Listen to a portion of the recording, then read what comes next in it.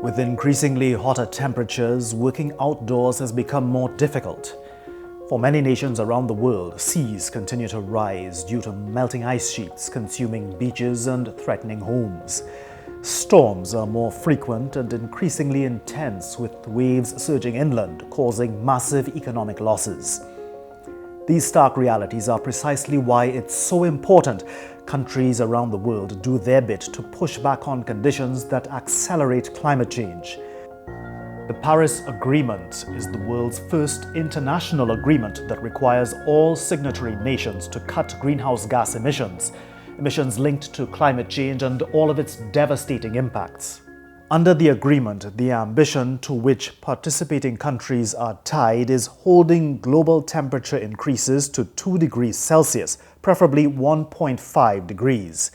The Paris Agreement is hugely ambitious, so it needs mechanisms to keep signatory countries on track with their commitments. One of the early tasks required by the agreement was setting nationally determined contributions, or NDCs. NDCs are targets each signatory state must submit to the UN every 5 years for reducing their national greenhouse gas emissions, with each successive NDC representing more emissions reductions. As a signatory to the agreement, TNT ratified it in 2018.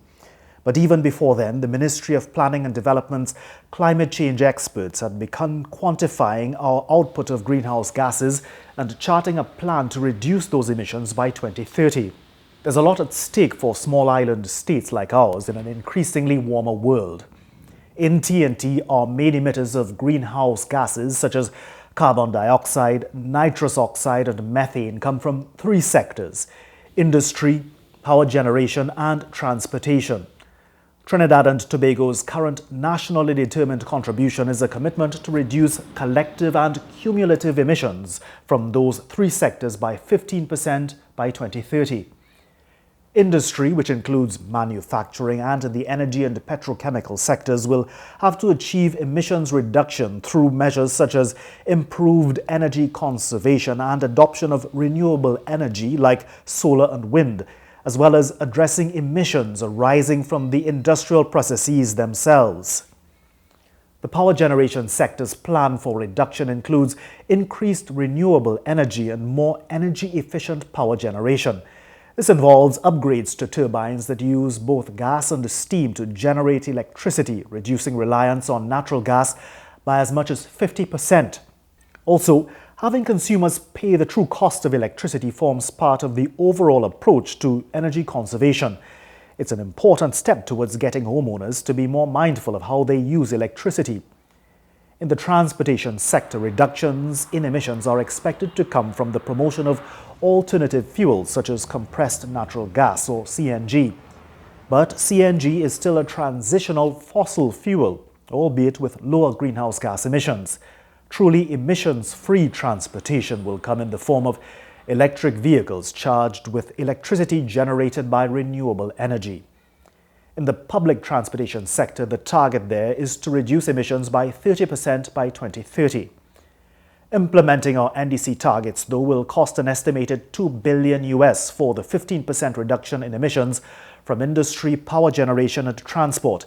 That goal will therefore include accessing external financing from international funding agencies like the Green Climate Fund.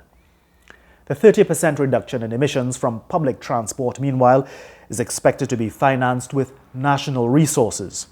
Under the Paris Agreement, TNT's next set of NDC targets are meant to be even more ambitious than the existing goals. This is because the world has acknowledged through the International Climate Treaty that limiting global warming to below 1.5 degrees Celsius is absolutely critical. Meeting our targets is only going to happen by closely following the NDC implementation plan, as well as taking advantage of technological opportunities as they become available. The NDC implementation plan lists the actions required in the different sectors, the agencies responsible for coordinating emission reduction projects, and says how long each activity should take. So, principles that buttress the Paris Agreement form the objective. The NDC plan is our way of achieving it. All our futures depend on how well we and the rest of the world bring the ambitions of the climate treaty forged in Paris into reality. Averting a hotter, drier future begins with the actions of today.